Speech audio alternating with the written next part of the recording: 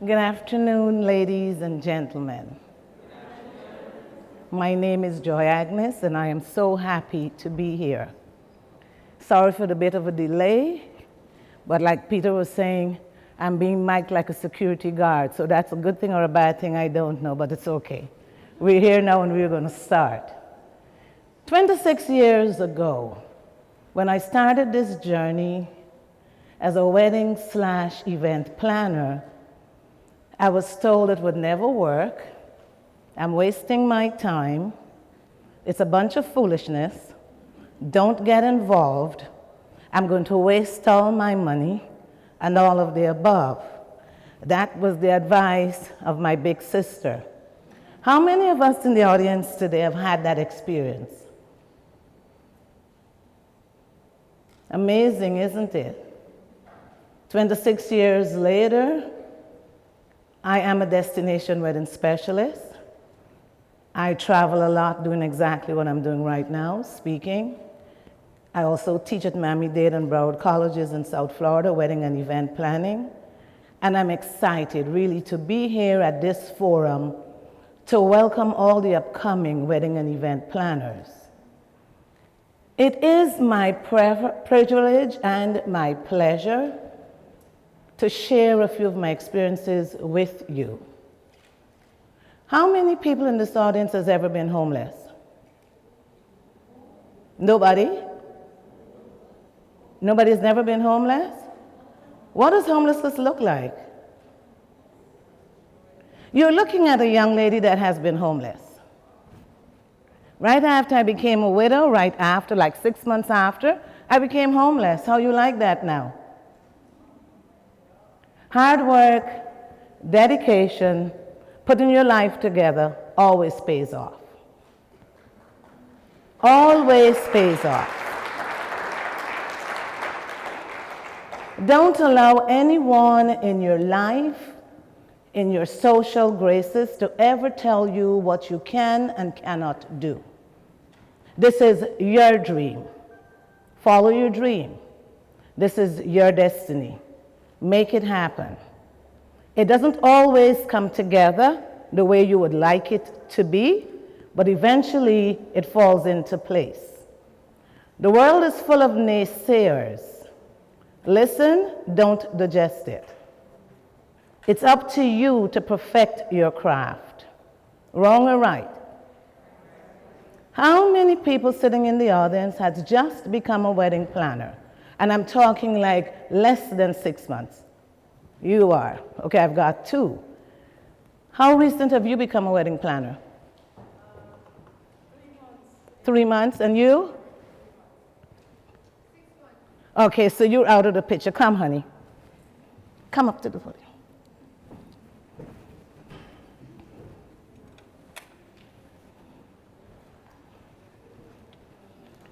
Come around.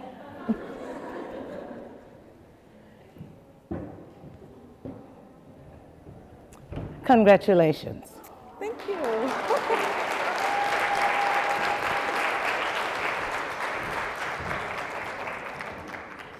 Now, the next person on my list would be, I'm asking a question and I'm looking for an answer. What is the most important thing in planning a wedding? Please. Excuse me? Listening to your client, yes. Anybody else? Yes, let me have it. Paying attention to details. Anybody else? Who said that? Come here. The most important thing is getting to know your client. If you don't build a relationship with the people you're getting ready to work for and with, you don't have a client. What do you have? A customer, someone that came to see you. You don't want that. From day one, you need to build a relationship. Thank you. Congratulations. And I'll tell you in a minute what those are. My last and final question is, what is the most trending color right now? Excuse me? Pastel? Pastel is a collection of colors. I need one specific color. Okay, you can't throw them all at me. I'm going to take it one at a time. Orange? No. No lavender, no purple. No. No. Who said blue? Come here. Blue is known as the color of trust. And that simply means that when you have a bridal party and they're raving right now, it's blues, or different shades of hues of blues, of course. But the thing about blue is, as I said, it's a color of trust. And people will tell you, I want to be in that position. I want to feel like I can trust my husband. I can trust my wife. I want to trust my wedding planner. Congratulations. Now, what I've been passing out are called wed tins. What I'm passing out are called wed tins. And let me tell you what I do with a wed tin. A wed tin is all the little things you will need for weddings. A Band-Aid, disposable toothbrushes, toothpaste, mouthwash. Sounds crazy? It doesn't? Why not? I said I'm going to make you guys work. Everybody else spoke to you. I'm going to have you speak to me because we're going to work this out today. Why is it important? Anything can happen. Be prepared for the unexpected when you are a wedding planner. This business is not for the faint at heart. It's a lot of work. It's a labor of love. It's tiresome. As my BDM would say, my business development manager would say, I want to go to bed, who happens to be fortunately my daughter, and I said, money doesn't sleep. You got to wake up. When I go to bed, you go to bed, but I'm tired, you'll sleep when you're dead. We've got work to do. And it's very important that you pay attention to the details. Preparing yourself and dressing yourself for the marketplace is my topic. How do you want to be referred to or as? The wedding planner down the street? The go-to wedding planner? The one that is successful? How do you want your peers to perceive you? You want to be the florist, the flower shop owner, the floral designer? How do you see yourself? You have to remember, in this business, you sell without selling. You never use the word sell. But what are you doing? You are? You are serving. You're offering a service. And with that service comes with a price. And that price is when you get paid. Now, when you get paid, is the return and the labor of your hard work, which we interpret it to be money, isn't it? Huh? Most times it is. But what happens if you get a bride or groom that can't pay you? Would you do a job for free? You wouldn't? You will? Let me see by the show of hands how many people will do a free wedding. Well, let me tell you something. I've done a free wedding. And from that one free wedding, I had 20 weddings. How was that? She could not have afforded to pay me, and I said, don't matter about it, it's okay. Because a couple of months before, they both lost their jobs. We're in the planning stages. What are we going to do? Say no? We finished it. It went well. I got 20 weddings after. So not only did I get paid for the one wedding, but I get how many more after that? Never refuse a job. It's never too big or too small. In the wedding industry, there are 3 levels. The small budget, the middle budget, and as everybody would like, the what? The no budget. Why the no budget?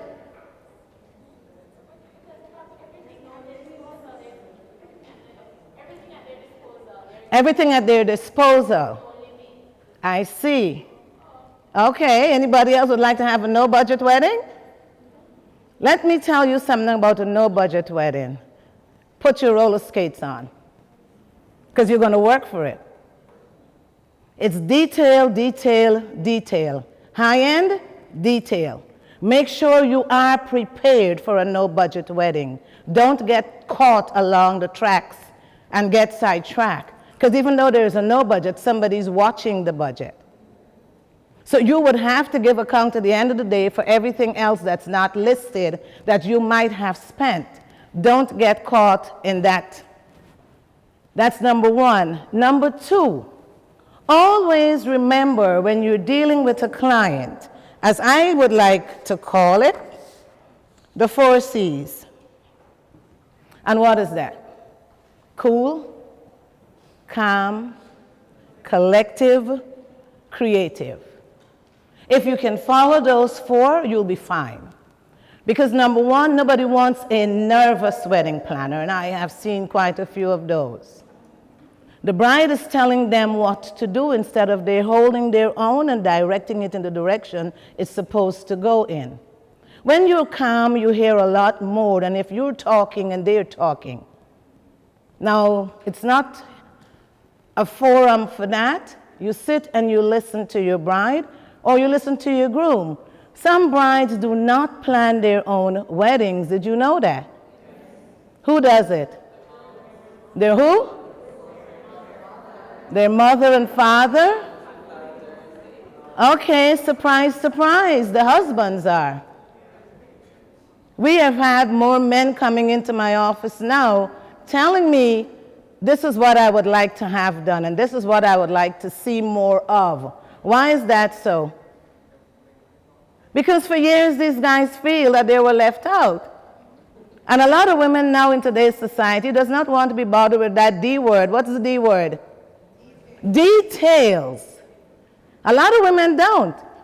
So these guys are taking over and they're planning, which is a good thing, because not only do I get his input, I get the input of him, his dad, his brother, his uncle, all the past, which is a wonderful thing. Then the bride would come in and she'd say, well, okay, I would like to have this, this, and this added. Wonderful. So be prepared and be alert to know that there are guys out there that's going to plan their own wedding. So you're being cool, you're being calm, collective. When I say collective, what do I mean?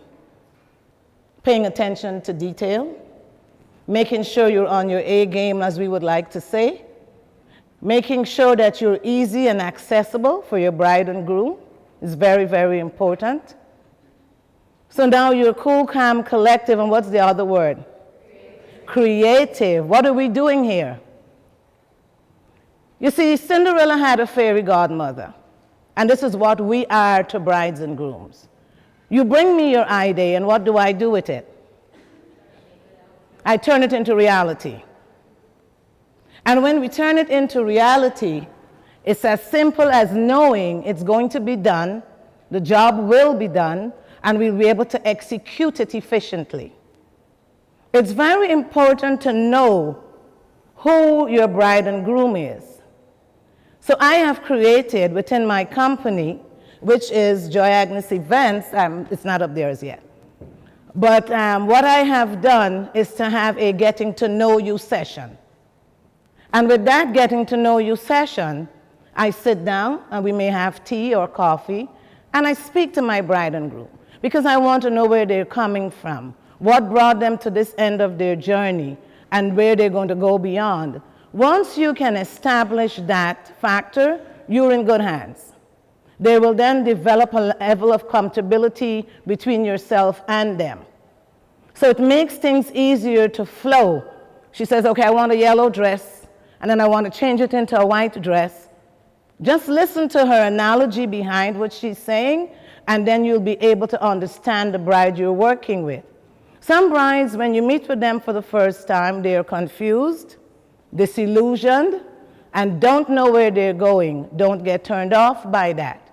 Make sure you make her as comfortable as possible, and you will find as time goes by, you'll be able to define between the fine lines what is it they're really wanting. Make sense? Okay. It is very important to always deliver your best. You have to remember that you are your best-selling client. The way you look, the way you talk, the way you connote your behaviors says a lot about the individual you are. Nobody wants to come to a wedding planner and you're asking them questions and they're sitting there. That's a very one-sided conversation. When you're a wedding planner / event designer, you need to know what you're doing and what you're going to deliver. You need to know flowers, you need to know color, you need to know seasons of the flowers. If you have a bride that's coming to you in November that wants sunflowers, what's the story there? Can you deliver that? You can if you have a vendor that you work with that can order those flowers for you to make sure that you are able to deliver it. If not, you cannot have sunflowers the time of the year. It's not happening. And then you're saying, yes, I can deliver it, and then you can't deliver it, and then what happens then? We have a big problem, a major problem. You can't change it at the end. Make sure that whatever it is that they're asking for or about, you are able to deliver. You have to also remember that vendor relationship is extremely important. You're as good as your vendor. You have to execute whatever it is you have promised your bridal party. And if you have a good vendor, you look good at the end of the day. And you have a right to look good at the end of the day because your vendor is who makes you and you make your vendor. If you go to a vendor that does not know what he or she's doing, make sure you change that individual. If you're going to have a floral vendor that's going to come in and set your tables and put everything together, and you walk the room like I always do, and you find petals that are drooping and brown, what's going on there? Sorry? Nothing. What are you selling your bride? This is a business.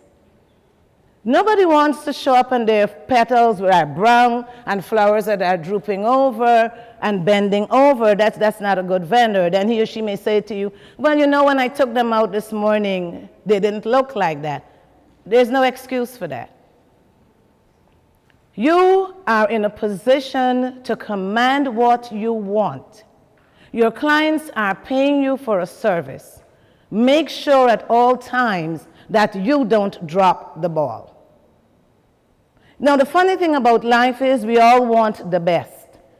But what is the best? Some people don't know what the best is. You have to teach them what the best is. A young lady came to me and she says, I want to have a beautiful wedding, but I can't tell you where I want to start. I have a problem. My problem is designing something out of the figment of my imagination that she wants, but I don't know what it is. So this is when I go to my drawing board and I say, okay, this is what I have to do. I'll do several renderings, 3 or 4 renderings. And by renderings, I know everybody knows what I mean, but different pictures on poster boards. Now I have 3 of them. I invite her back. Choose one. Now when she chooses one, now I have an idea of what she's looking for. We can either tear down a few of it, put in something else, take out something else, but by the end of the day, everybody's comfortable with what is being presented to him or her. And the only way you can do that again is by having a good relationship with your client. Sometimes it's very hard and it's very tedious to be able to meet their needs, because a lot of brides in today's world are very, very knowledgeable because they're into Pinterest. A friend just got married. They have seen a lot of weddings on TVs. So what happens then? They want a bit of everything. No, stop the madness. Bring it down. This is what is going to happen. We're going to tailor-make your situation to suit you. Sometimes it's very hard. A lot of people have, I call it, champagne wishes on a biscuit budget. They want everything, but they can't afford to have it. So what do? I start tearing it apart in a very nice way. Sweetheart, you will not get that. You will get this. We're not doing this. We're doing that. And by the end of the day, what has happened is you've gotten all of the elements you want, but not for what you think you would have gotten. And you have to also be prepared, if you're in the wedding business, to make sure that no bride talks you into having the wedding like her friend had, her aunt had, or her cousin had. That is not acceptable. Change a few things. Because when they come to that wedding, you do not want them to look around and say, oh, I had that at my wedding. Who's your wedding designer? Really? This is, oh no. Who gets the credibility? Nobody. In this line of business, credibility is very important. Extremely important. If you're not credible, what happens? No business, no money. And it doesn't go that way. You have to be able to produce what is being asked of you. Sometimes it can be difficult, yes. There is a segment and a part of when I'm teaching, I always say to people, there's an A6. Has anybody ever heard of A6? The A6 concept? A6 is what you're preparing to do when you are putting a wedding or an event together. The first thing you have to consider in the A6 is anticipation. I'm sure there was a big anticipation getting here this morning. You couldn't wait to get here. You couldn't wait to hear the speakers. You couldn't wait to see what they look like. Wrong or right? So that's the first thing you have to create, that element when you're doing a wedding. The first thing is the invitation. The invitation sets the tone for what you can expect. If you get an invitation on the computer via email, I'm going to tell you right now, don't expect too much. It's exactly what it is. If you got an invitation in the mail, it's a little more respected in my book because you took the time to send it. And I love handwritten notes. It does not go out of style. I'm very old school. And I believe in the concept of things. I believe in raising the bar. I believe in making things happen to perfection. Now, you got an invitation, you're looking at it and say, this is an event I want to go to. Or there's a party somewhere in Jamaica, in the grill, somewhere, and you're going. What's the first thing you think of? What am I going to wear? Right? How I want to look. It's the same thing when you're invited out. The first thought is, I wonder how everybody else is going to look. I wonder what it's going to be like. I have to go to this event. The air of anticipation. Now the next thing is your arrival. When your brides arrive at their respective venues, it should say something to you. Everybody should be so stunned. You should have the wow factor. The wow factor, even though the word is overrated, is extremely important. Everything is not the wow factor. Some things are. But when you step out of that vehicle, being your bride and groom, their wedding party, their well-wishers, you want everybody to turn around and look at it. From the invitations to the dress to the decorations, detail, detail, detail. Extremely important. This is the road you want to walk. This is the path you're going to choose. Make sure that you execute everything within your power to make that special day not only special for the bride and groom, but also for the participants of their wedding. Because bridesmaids get married, groomsmen get married. What you want to do, build a relationship that those same people in that wedding party comes back to you. Now, you're not only building business, you're building a relationship. I mean, we have brides that come back for birthdays and anniversaries and baby showers. That's how business grows.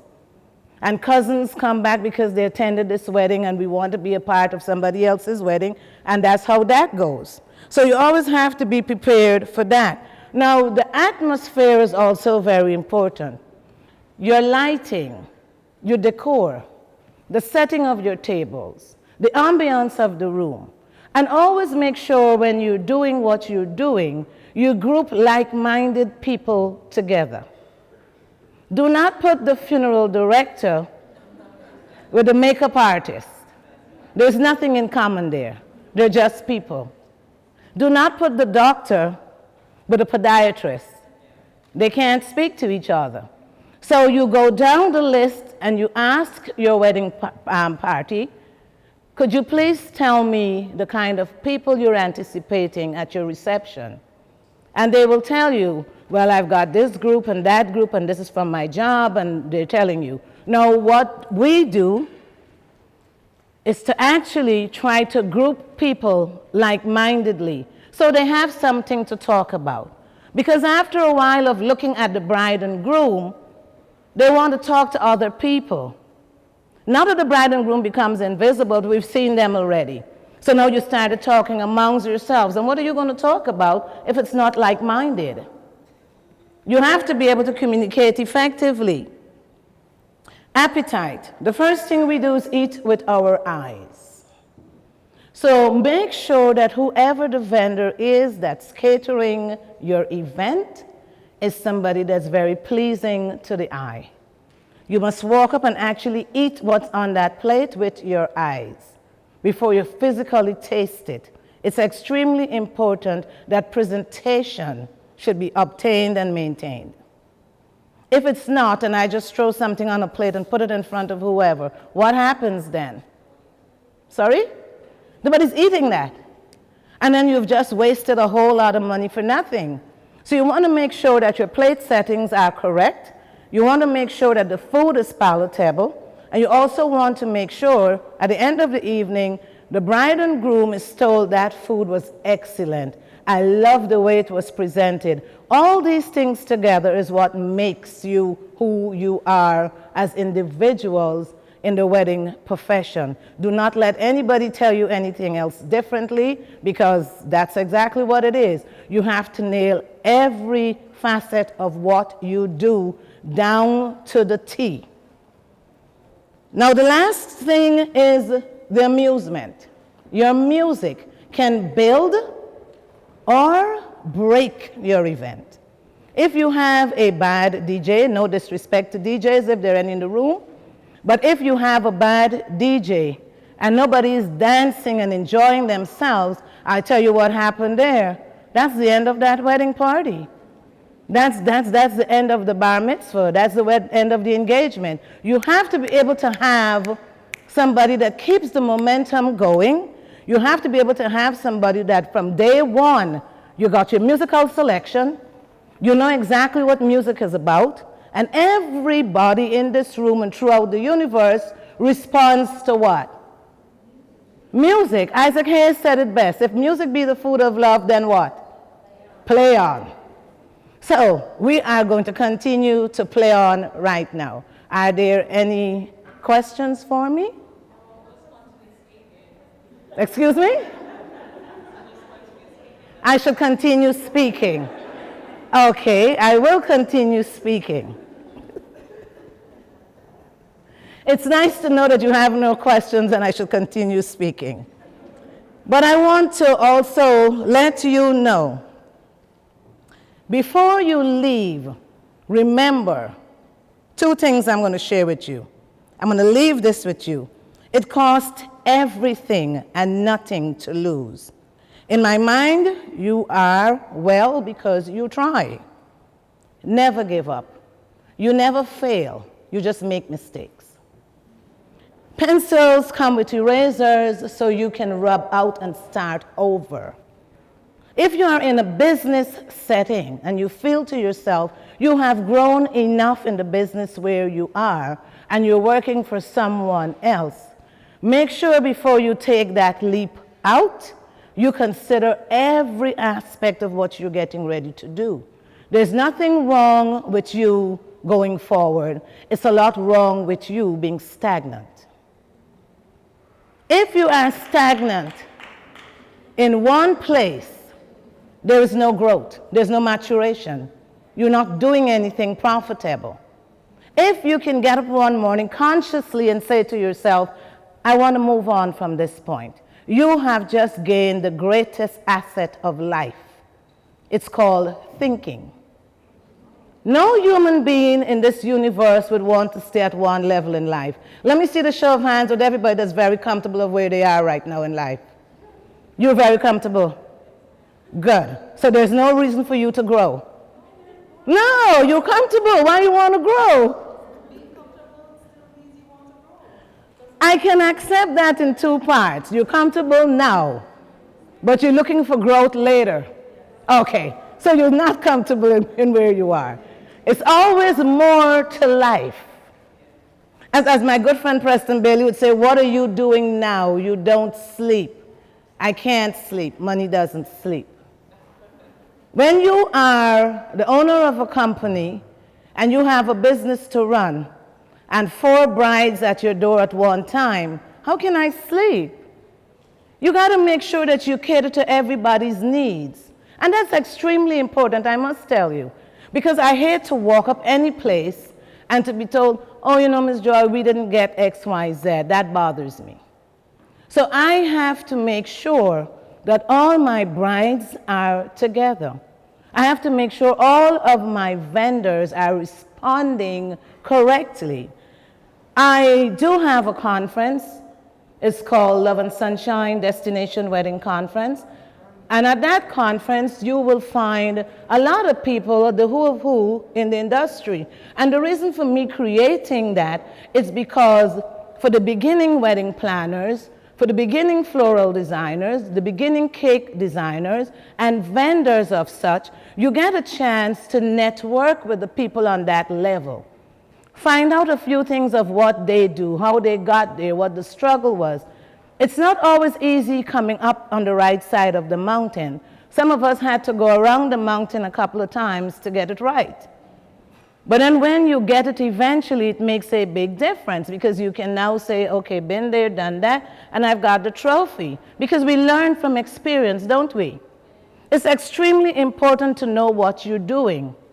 Don't be fooled for 1 minute that when somebody's invited out, like I am invited out and I'll go out, and I'm sitting there and I'm saying to my daughter, no, who designed this? Because when you're in this business, you see everything. Sometimes I have to remind myself, okay, I did not do this. There's no reason for me to criticize it. Just sit here and be quiet. It's somebody else's work. But it's very hard to do that because you're seeing all the wrong things.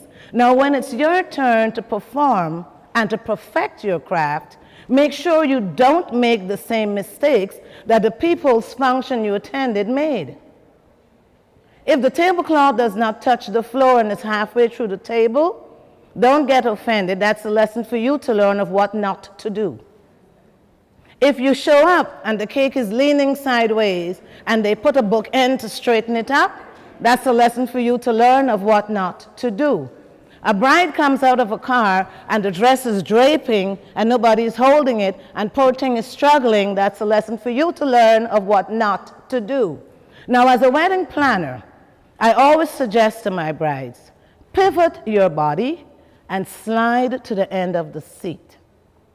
There will be somebody there waiting to help you out of the car. When you get out of that car, either myself or one of my staff members or your bridesmaids, somebody will help you.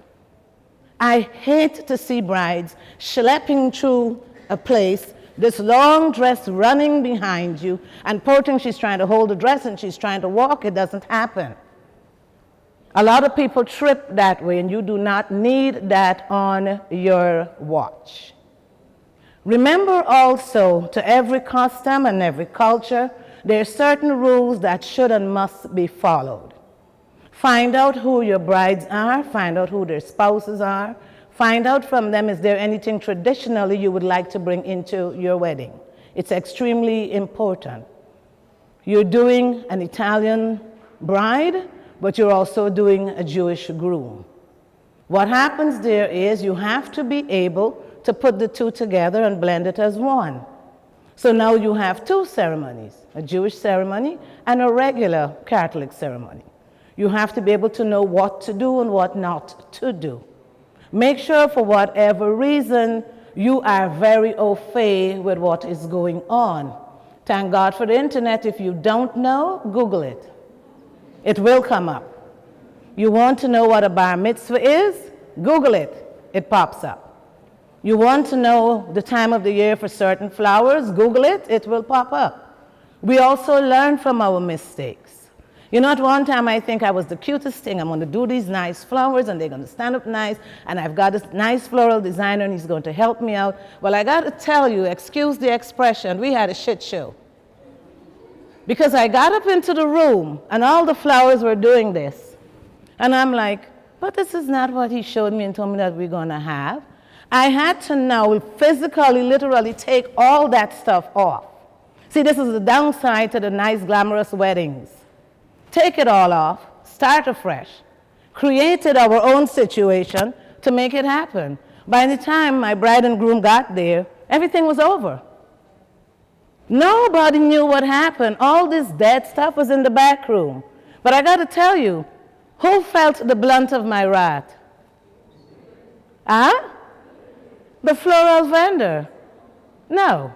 You cannot give me that. I'm giving you money, people's money. Value other people's money like it's yours, because it's yours at the end of the day. They have to pay you. But have that line of respect.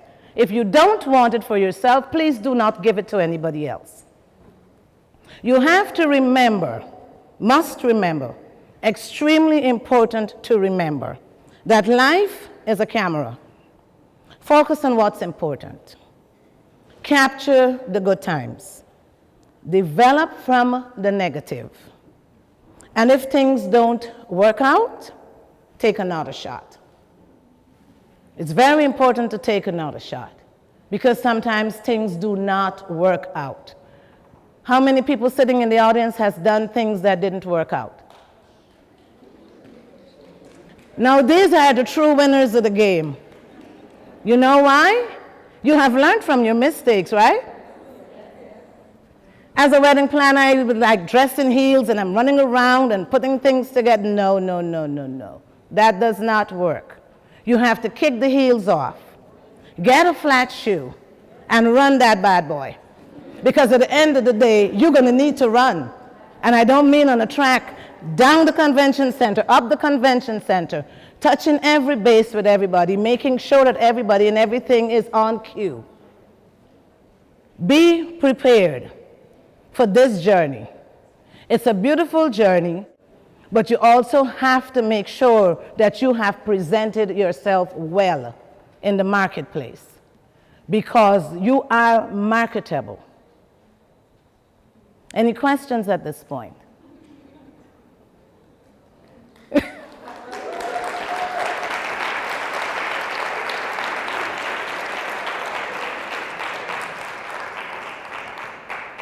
my time up? My time up? Okay, so ask me a question, anything, feel free. I'm sorry, yes. When is my expo? Oh, October 26th through the 29th. No, it's in Miami. Sorry about that. Concerned why you finished so early. I'm so sorry. We have to ask the producers of the conference to do more time. Okay. How do you handle a bride or groom that comes to you with a request that you know is not of proper standards? For example, serving certain types of red wine in a full glass of ice. I seriously got that recently. And they insist that it tastes good on the ice, but you know, as a hotelier, that's not the right thing to do. How do you handle it? Let me tell you a very simple way and very practical. You want ice in your wine? I wouldn't give it to you. I'll give you a glass of wine and a glass of ice. You will mix that yourself. That is what you wanted. Do not allow anybody or anyone to lower your standards once you have developed them. You know for a fact that wine and cheese go together, not wine and bread. It's not communion. But the fact of the matter is, if that's what you want, I will give it to you. That's a matter of choice. But I will not blend the two together. I definitely wouldn't. Any other questions?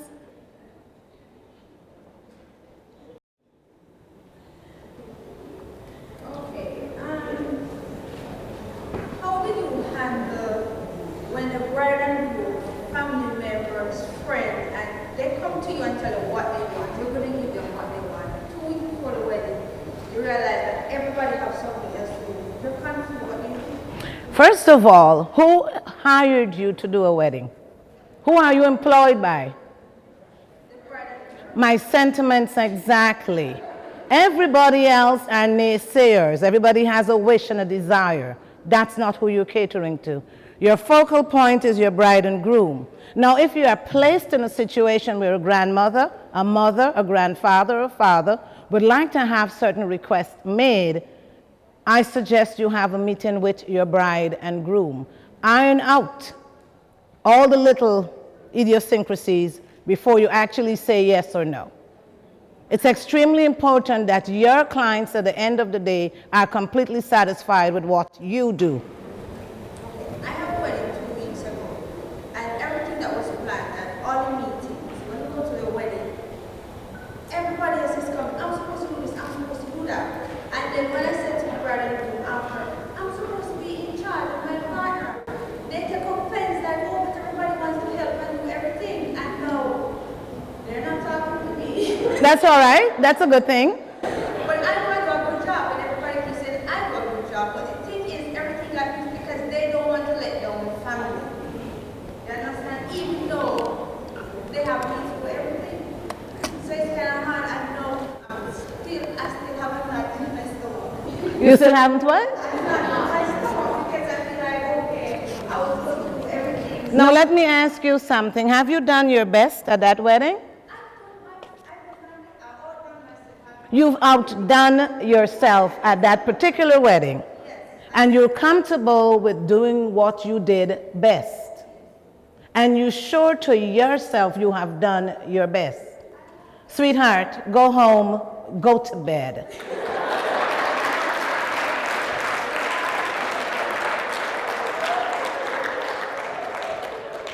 The important thing is, once you have done your level best, and you know you have done your best, and the bride and groom is aware that you have done your best, I am sorry to inform you, well-wishers doesn't matter. We had a situation, 1 minute, darling. We had a situation of a bride. I keep saying to her, have you nailed down the venue? Yes. Have you made sure your venue is paid for? Yes. The day of the wedding, she Stokes dressed like Bill. Wonderful. Jimmy Choo shoes and the 9. And we got up into the country club. And my assistant said to me, there is a problem. She didn't finish paying for the country club. Well, everything is already there. And I asked her several times, make sure that when you book a bride, that the venue is paid for and the photographer is paid for. The food is paid for. Because I'll tell you, after all is said and done, you need memories of that day. It's extremely important. So she got a fit and we didn't do a good job because it was my place to make sure that everything was done. No, sweetheart, it was your place to make sure you paid your bill. It's my place to make sure that all the vendors and everybody's in place is exactly what I did. I did what I was paid for. I have no responsibility paying your bill. So you have to also be aware of little things like that. Some women get caught up in the day of. They're not thinking of anything else after. As the wedding planner, wedding designer, event coordinator, day of service person, have a checklist. And every time you meet with your potential bride, you go down that checklist to see what's covered. That can't happen to me again. Would not happen again. Because until I see final bill, nothing is happening. I am not sending my staff anywhere. Sorry about that. Your question? Good afternoon, everyone. I just wanted to find out, by the way, I do admire you so far. Oh, thank you. And my question to you is, over the years that you have been in the business, what was the most challenging time for you and how did you overcome that? My most challenging that I've had, believe it or not, wasn't even on a wedding situation. It was preparing for Lady Gaga at the Diplomat Hotel. And here I am anticipating knowing Gaga. I know we all have seen Gaga with her craziness, the crazy hair, the big shoe. I'm going crazy because I'm like, what can I do to make sure everything runs efficiently and smoothly? Okay, we've done everything that we were told. I met with her personal guy. We went through the rider, make sure everything, but I was going nuts. That was very challenging for me. The minute she opened the door and walked in and she says, oh my God, this is nice. I love you. You did a fantastic job. I'm like, ah. That was my most challenging. Like I said, it wasn't even a wedding.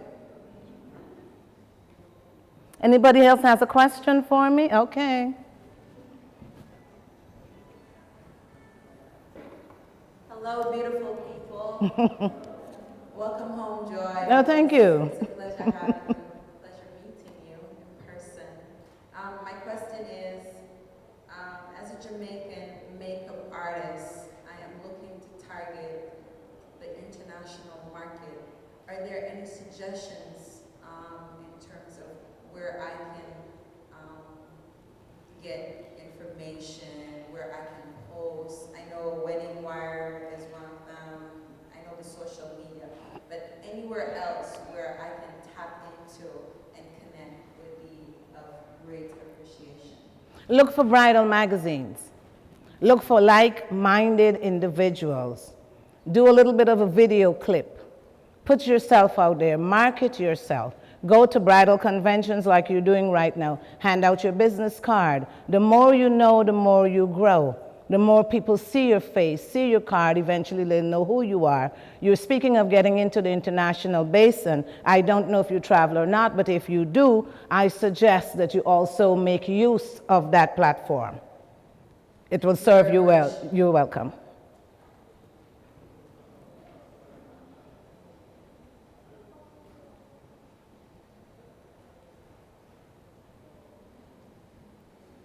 Okay.